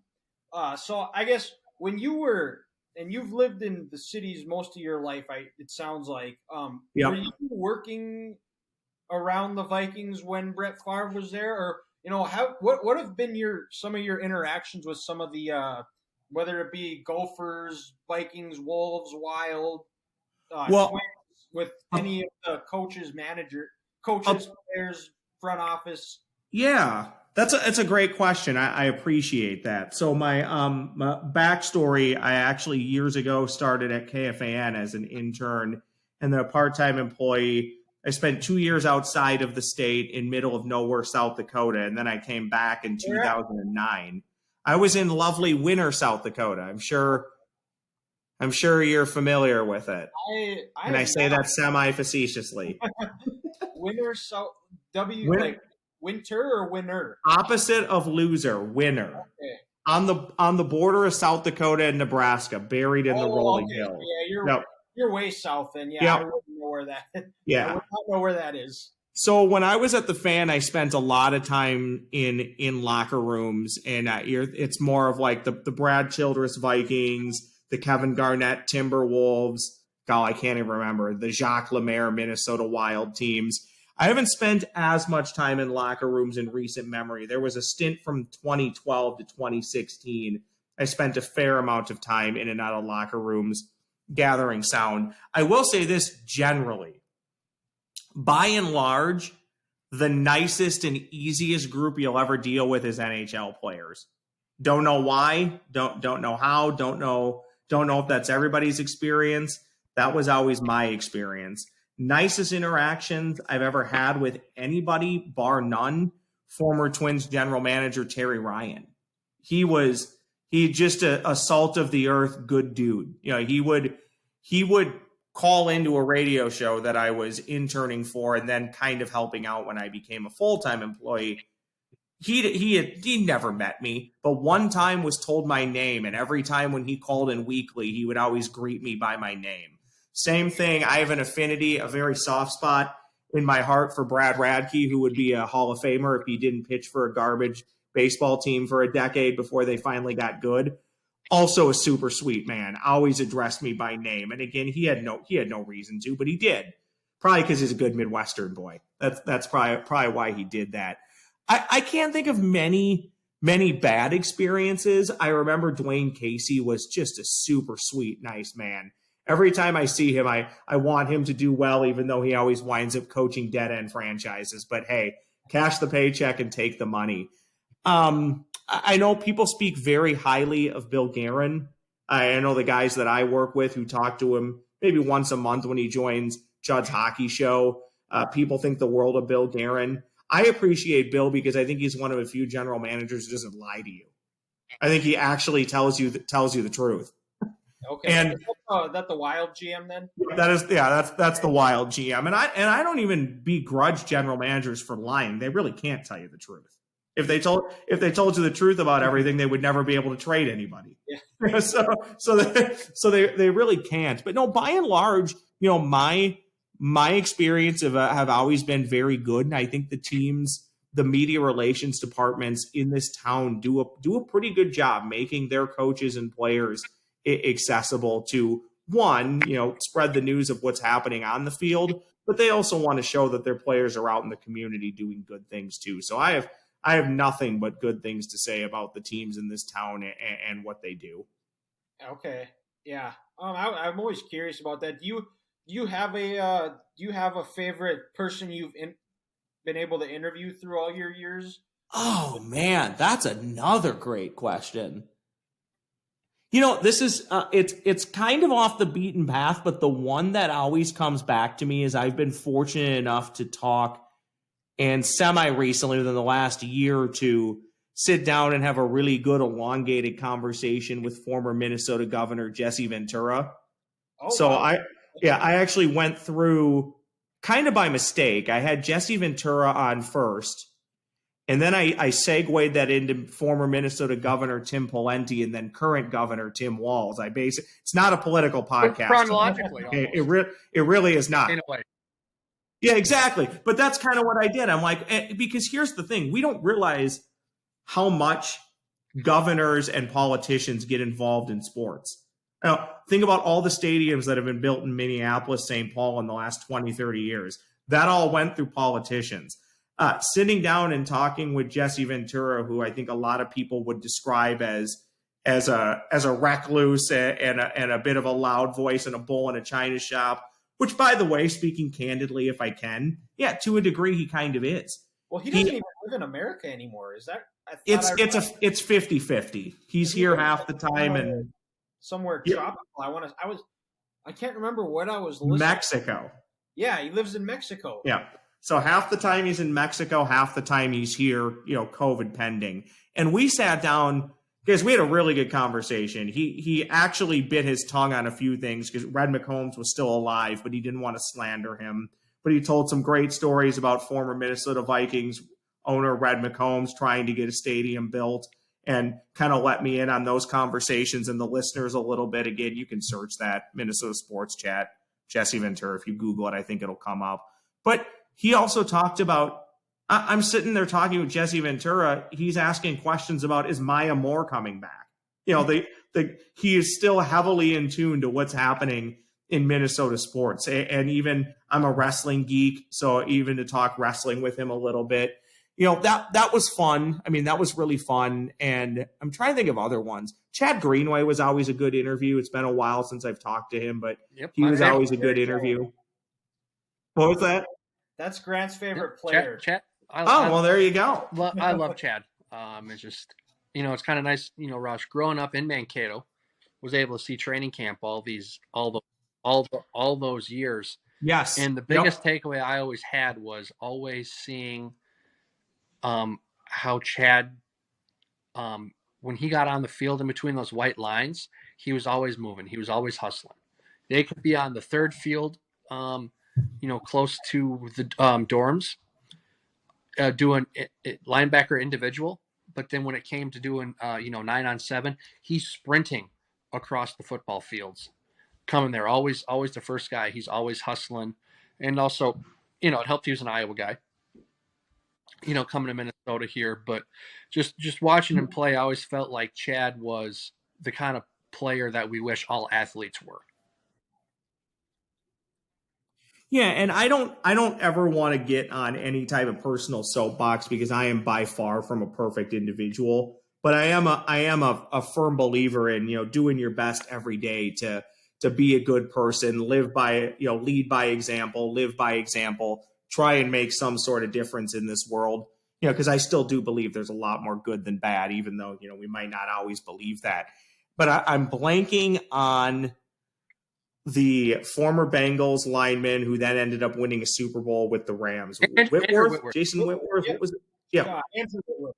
Andrew Whitworth. Thank you. He told the story at his Walter Payton Man of the Year speech where he had left a preseason game. He was walking off the field and another player came up. He might have been playing for the Bengals at the time. Maybe he was playing for the Rams. I don't remember the exact story. But the crux of the story is a rookie seeks him out and shakes his hand and just wanted to say, hey, I'm in this league partially because of you. You came and spoke to us when I was in 5th grade, and now here I am in the NFL. And just think about the power of that. And you think about, Chad Greenway and what he was doing.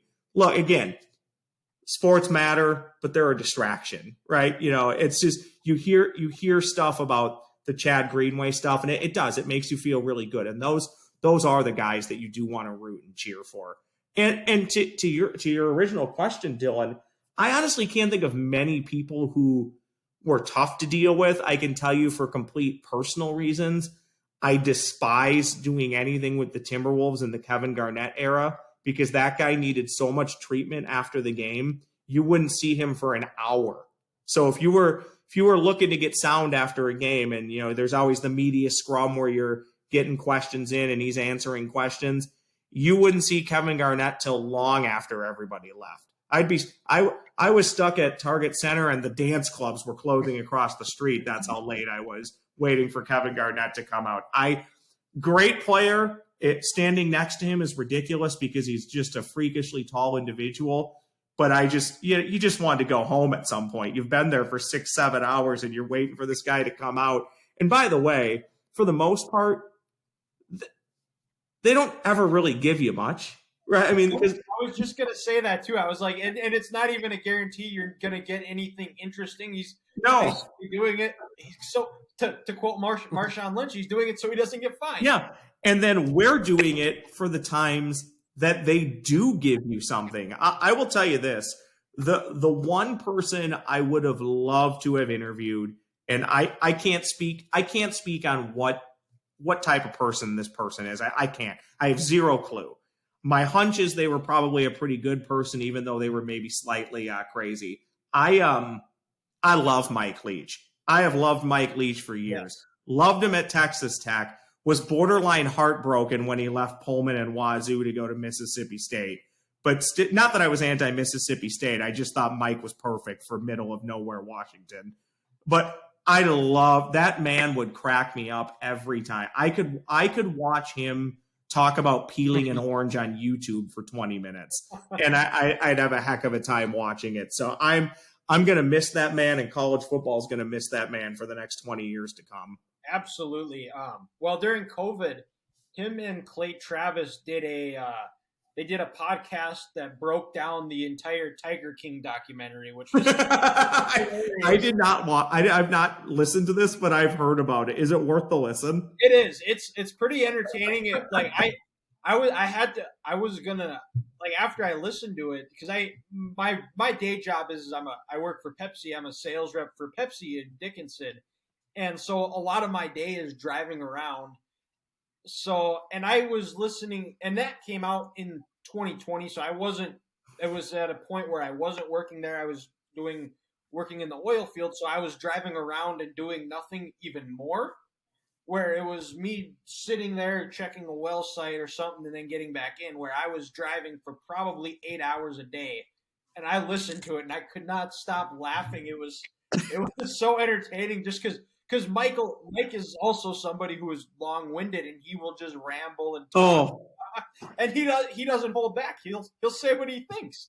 He had, when the Gophers played Washington State in the Holiday Bowl all those years ago, and the Gopher, I can't remember what the final score was. It was a low. Gophers might have won like 12-10 or something, but Washington State should have dominated the Gophers that night. If you remember, this was also the year the Gopher football team had to suspend 10 players for their role in something pretty nefarious off the field, and we'll leave it at that because I'm assuming this is a fairly family podcast.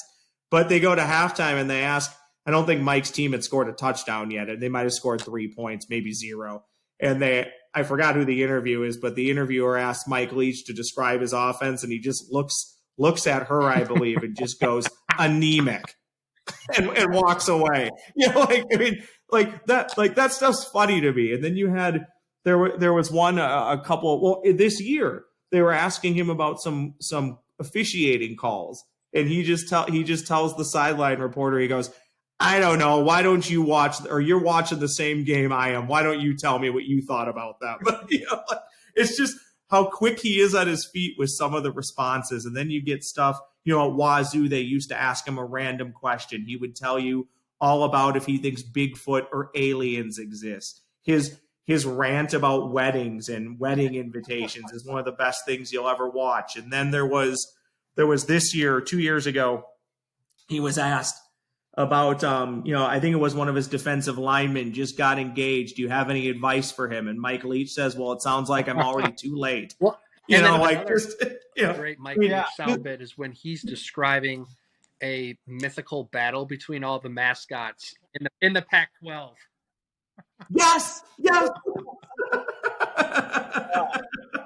Another good one he had this year was when he talked. I can't remember who they played, but after the game, he's like, "Yeah, well, this one's on our coaches because we apparently didn't make our game plans as entertaining as their fat little girlfriend." Yeah, which by the way, that's a rehash. He used that like 15 years ago at Texas Tech. Yep. So the guy was running out of material. They had to rehash his old material. So yeah, I could go on for days about him, but no. I'll be honest. I've been really lucky, and I'm lucky now. I work for great people. I'm afforded a lot of great freedom. I get to work on some great podcasts at the day job. They don't stop me from doing my own podcast. So I'm very lucky. At this point in my life, I'm not anti. I'd rather just go to games. Covering them is great, or covering games is great. It's not necessarily for me anymore. I get why some people do it. I understand the beat writers. To be a beat writer, especially for a Major League Baseball team, you really have to love it because you don't have a life for 8 months. I mean, you really don't. So, I mean, it is your life. It's a lifestyle if you're covering a team.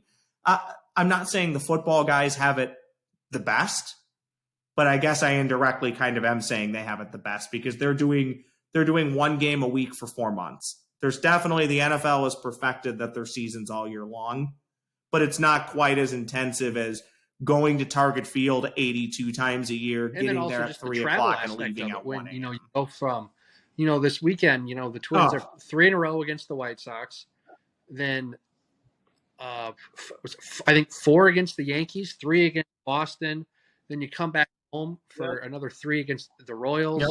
Yep. That's a weekend series that's coming up. It's just like, oh man, you just got to love travel and living out of hotels and those late nights on those deadlines. Well, and think about how much we all love to travel, Mm-hmm. but you also love to get home. Yes. Now amplify that by like 20 different cities over what, 4 or 5 months. Yeah, it's tough. So no, at this point now, I'm lucky enough that I can just sit back and watch the games, occasionally show up to locker rooms, or occasionally go sit in press boxes. But it's much more fun, in my opinion, to just sit and act like a quote unquote commoner. Yeah, for sure. So as a fandom now we're gonna get and got a few more before we get you out of here. Ross. Perfect. So we appreciate you hanging out with us because this has been a lot of fun. It's probably went twice as long as you wanted it to be, but that's my problem. So I'm sorry about that. We got nothing going on. Grant's laid up. Grant can't do anything. Grant can't move. Yeah, exactly. But so if you had to, you graduated high school in 05, so you were born in what, 86, 87? 86. Yep. Okay. So if you had to choose in your lifetime, what's your most memorable Minnesota sports moment, and then what's your most heartbreaking sports moment? Well, and I feel like I might have an idea of your most heartbreaking because you were probably in that peak years of the 98 Vikings. Yeah, it's peak fandom of that season. You know what's funny is you should, as a Minnesota sports fan, be ready for the heartbreak question, but I could probably give you 10 different answers, and it just depends on the day. So I'm going to Yeah, exactly. What season we're in and what's most topical. Let me try and buy myself time in my brain on the heartbreak, and I'll start with probably the most exciting. I would say that Gopher Penn State game, for everything that I said, that probably speaks to how sad Minnesota fandom is, that a regular season game in November for college football is one of the top 10 moments or top 5 moments. But like I said, it was truly, Gopher football was the epicenter of college football for the day, and it was awesome. So that's in there. Game 163, Twins and Tigers. I was there. It was so bleeping loud in that place. My brother is right next to me. It didn't matter how loud I yelled. He couldn't hear a word I was saying. So that was fun, and the ups and downs of that game. How many times you thought the Twins were going to win it? How many times you thought they were going to lose it? And then they eventually do end up winning it to, again, be the sacrificial lamb to the Yankees. But hey, at least they were able to hang a division banner. I would say, too, the Gopher Hockey National Championships, I was in high school, but I do remember them, which is part of the reason why losing 2 national championships now in the last 10 years hurts a little bit, but it's a good reminder to, when good things happen in your sports life, to enjoy them, because you don't know when they're going to come back around. Honestly, those might be them, which is a pretty sad indictment. The Timberwolves making their run was really fun back in 2000. I'm going to get the year wrong again. Grant can correct me. 03, 04, right? Yeah. The Minnesota Wild's inexplicable run to a Western Conference Finals before Jean-Sebastien Giguère didn't allow a goal for 2.5 weeks. That was real. I could not understand that. Yeah. Well, the big pads had something to do with it. That was fun. The heartbreak, I think you probably hit the nail on the head. I vividly remember after the game, my dad telling me, now you know this is what it's like being a Vikings fan. 2009 didn't really break me. I had a feeling the season was going to end that way. Almost anybody who's close to me can tell you I said this season's going to end in a bad Brett Favre interception. What I didn't envision was on the list of what went wrong in the 2009 NFC Championship game, the Brett Favre interception is like the last thing I blame on the loss. You go 80 yards, you go from 110 to the other 10, and I think it might have been, you go from 110 to the other 10, and Bernard Berrien fumbles when you're inside the red zone. Adrian Peterson fumbles trying to go into the end zone. Percy Harvin fumbles on a reverse inside the red zone. Yeah, and then you have Bounty Gate, which it was a thing, but we're naive if you think it was only the New Orleans Saints doing that. So I don't let that bug me so much. 2017, the NFC Championship game, I'll tell you guys this. I don't put any of that on the Vikings. I blame myself for that. And here's why. I never believed all year. Okay? Never believed all year. It made no sense. This is a career backup quarterback. You're not even using your rock star running back. It was played, one game this year? And you're in the NFC Championship game. This makes no sense. Well, then they go right down the field. Kyle Rudolph catches that touchdown pass in the back corner of the end zone, and idiot Ross goes, holy crap, they're going to do this. And then it was nothing but disaster after that. So I think the heartbreak probably is that 98, I guess technically 99 NFC Championship game. That, in a weird way, though, was probably good. It made my heart full of Teflon. Not a lot gets to me anymore. I move on from the loss. Was that from the old Metrodome? Did you just were able to kind of build that up when they tore that down? Yeah, I just took a little bit of it, actually, and stitched it up. I move on from the losses incredibly well. This is how well I think I do with this. And this is bad to admit. The Gopher hockey game, I'll use that as recency bias. When it was 2-1 heading into the third period, I knew the game was over. The Gophers were not the best team for the first 40 minutes. I didn't see any way possible they could turn it around. Then Quinnipiac ties it late, and I go, this game's over. There's almost no possible way, barring another fluke goal, which the Gophers' first goal that night was a fluke, that they can win this game. There's just zero way. That's how jaded I've become. I can't even comprehend how Minnesota teams can actually win anything of consequence. So it probably is that. I'm sure other ones will come to mind. The Gopher football, that's another love of mine. They've had countless opportunities in my lifetime to get to the Rose Bowl or at least win the Big Ten West, and every time they fumble it away, pun intended. Those hurt, but it would hurt more if they actually made it to the game and found a way to lose. At least they've done me the solid of not getting there and finding a way to lose. 2015. Yeah, I honestly, even like the Iowa game this year, like Gopher football again, there's a couple games this year that kept the Gophers out of the West and kept them out of Indy. No showing Purdue and dominating Iowa, and somehow Iowa wins like they always do. Get dominated, but you look up at the end of the game, and they won the only stat that matters, the final score. Yep. Yeah, for sure. So I guess now we've got, and this is the one that I told you to have prep for. So yes, we have to do a Mount Rushmore of Minnesota sports figures, and that can be owners, players, coaches, media members.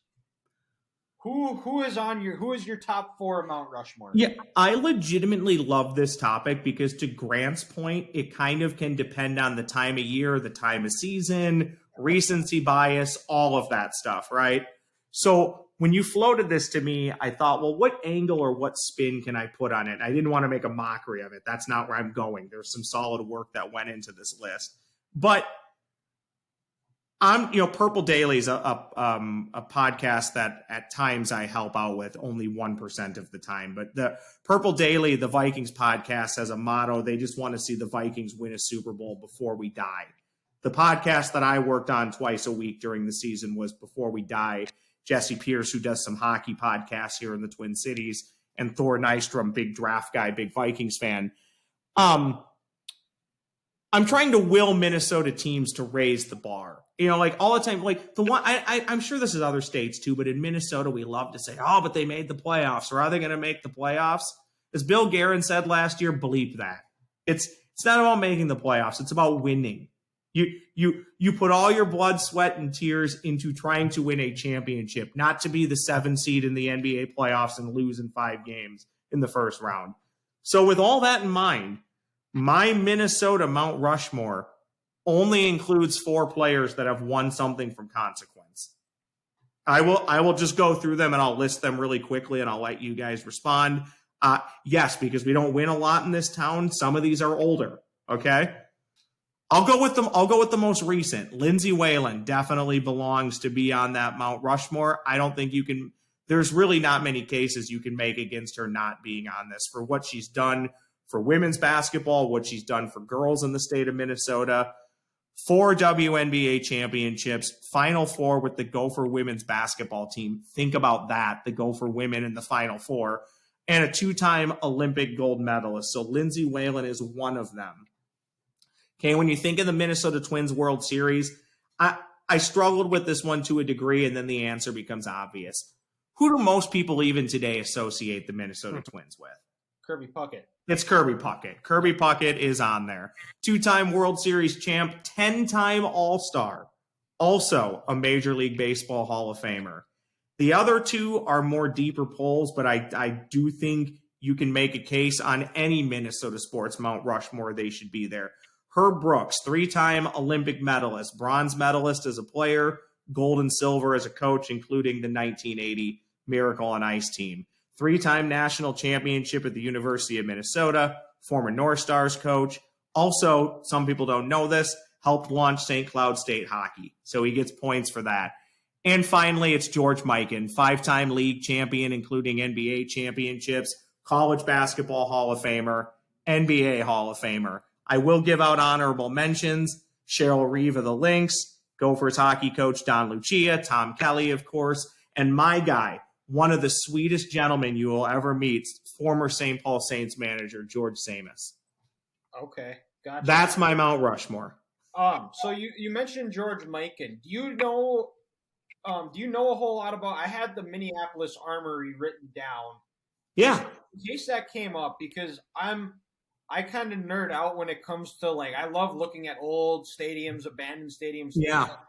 Do you have any, like, as far as like insight on the Minneapolis, because that was where the Lakers played. You see the building, but there's nothing that's really known about it other than right now. I think I heard that they have raves there. Yeah, and it's. I'm actually going to look it up right now. I mean, it's mainly of the atmosphere of what those Laker games were like.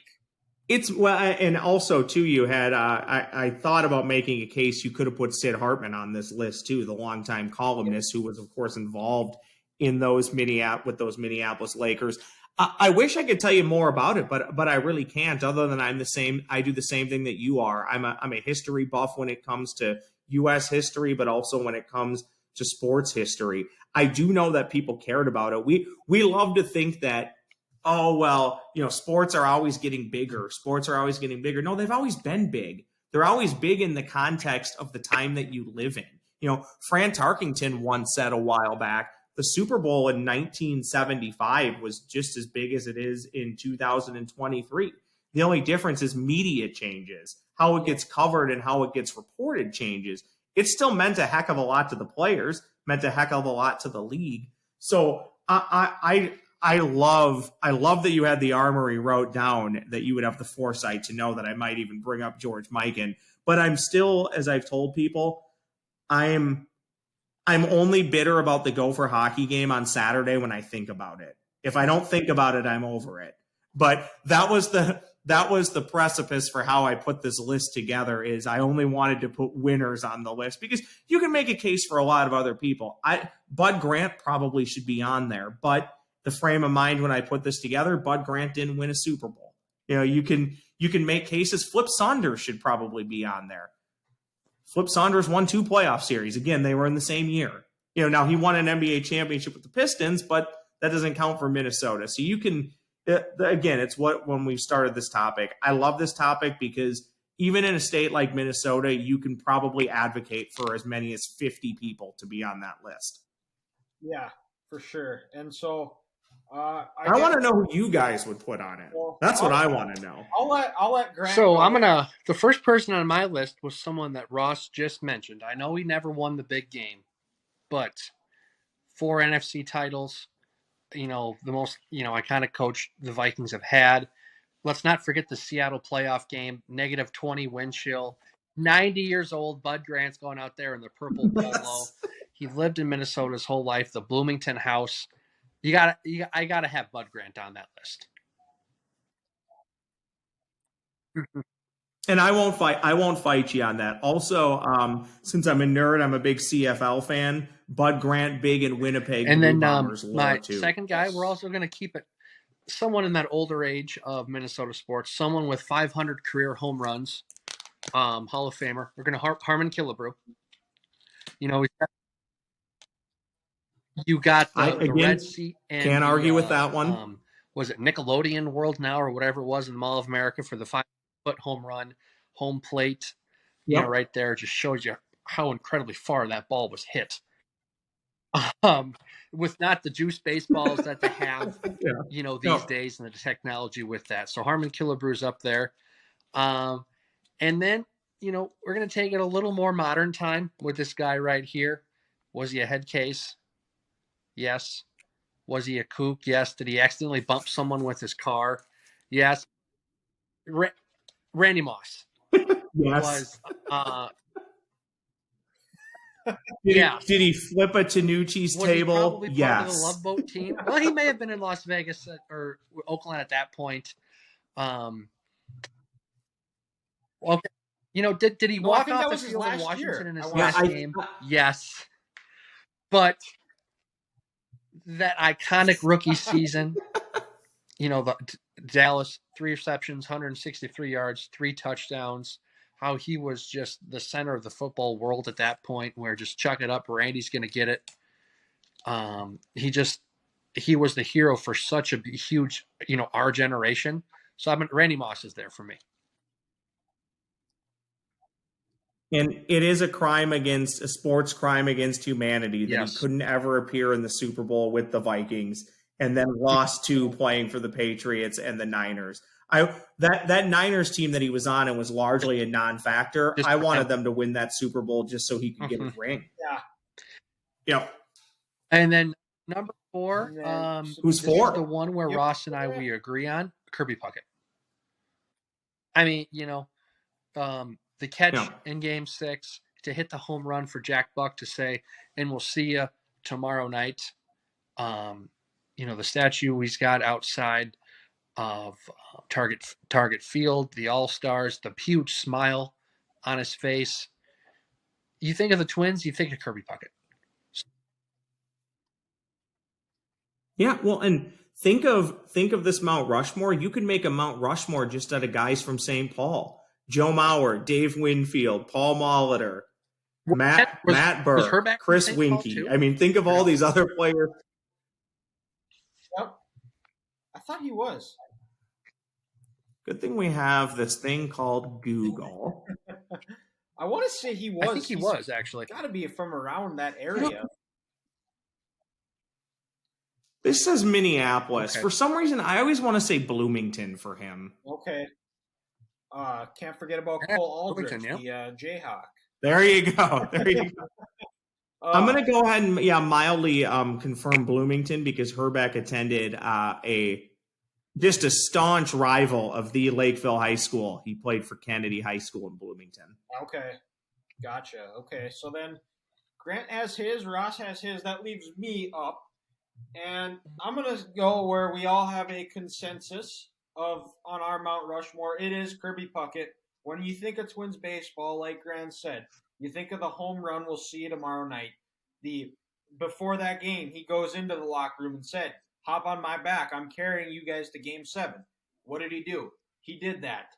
And then second one is I have Herb Brooks, the 1980 Miracle on Ice, however many championships he won at Minnesota. Like Ross said, he brought St. Cloud State hockey. I believe it is named the Herb Brooks Hockey Center. Yep, it is. Something along those lines. So Herb Brooks is my second. Third one is, I think, if it's a true Minnesota Mount Rushmore, you have to have somebody that didn't win a championship, and it's Bud Grant. That's I think when people think of Minnesota sports in general, is they think of Bud Grant. They think of the guy in the purple with the Vikings hat, that stern look on his face. The yep. Colder than bleep outside, but he's acting like it's in Hawaii. He's in Hawaii. Doesn't let Yep. his guys wear hand warmers. There were no heaters allowed on Metropolitan Stadium because we need to be tough. And they make it to the championship, or make it to 4 Super Bowls. And you know what? If they played that game somewhere cold, I guarantee you the Vikings come out on top in at least a couple of those for sure. A great point, by the way. I just want to interject. Great point that if it's a Minnesota Mount Rushmore, you do need somebody on who didn't win a championship. Yeah. That's the line of the podcast. So kudos to you. I'm actually going to clap for that. And then to round out my Mount Rushmore was the guy who saw it. He's forgotten more Minnesota sports than we will ever know. He just passed away. That would have been an incredible podcast guest. Would be the one and only Sid Hartman. Yep.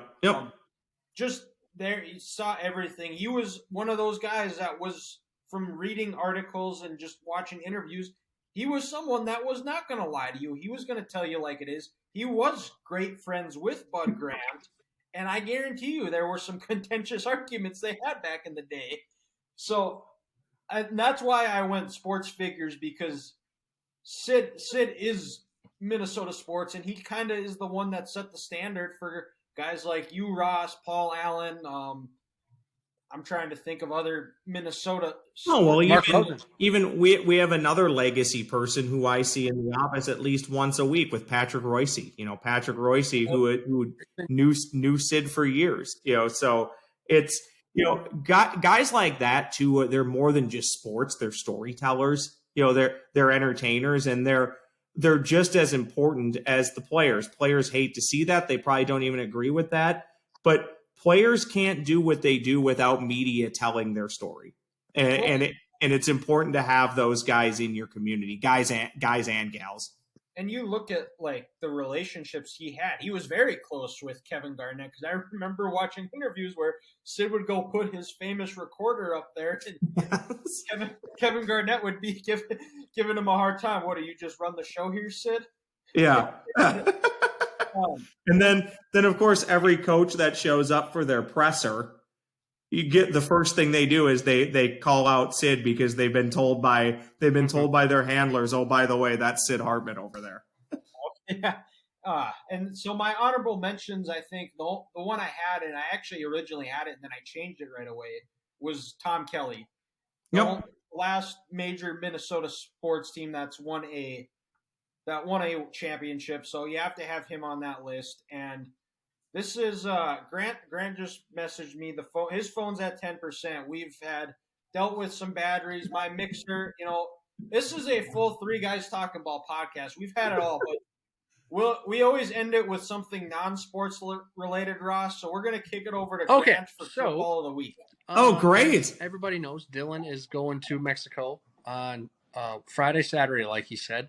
And actually, the week after that, I'll be going to Mexico also. So we're traveling in the next couple weeks. So it's kind of. I missed the memo. Thanks for the invite. One, when you get to the airplane, are you guys one of them that you're always going to check a bag, or are you just going to throw it over top on the overhead storage bin? And then also, when you're in the airplane, are you a window seat or are you an aisle seat?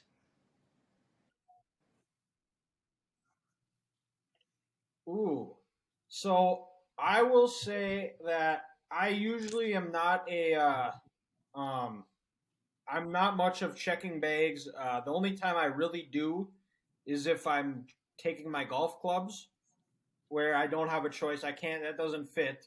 So usually I can handle carrying it through, and then I don't have to worry about losing it or waiting at luggage. I can just grab it and go straight to my vehicle or whatever I'm doing, or waiting for Grant to pick me up when I come visit the cities. And then the other one is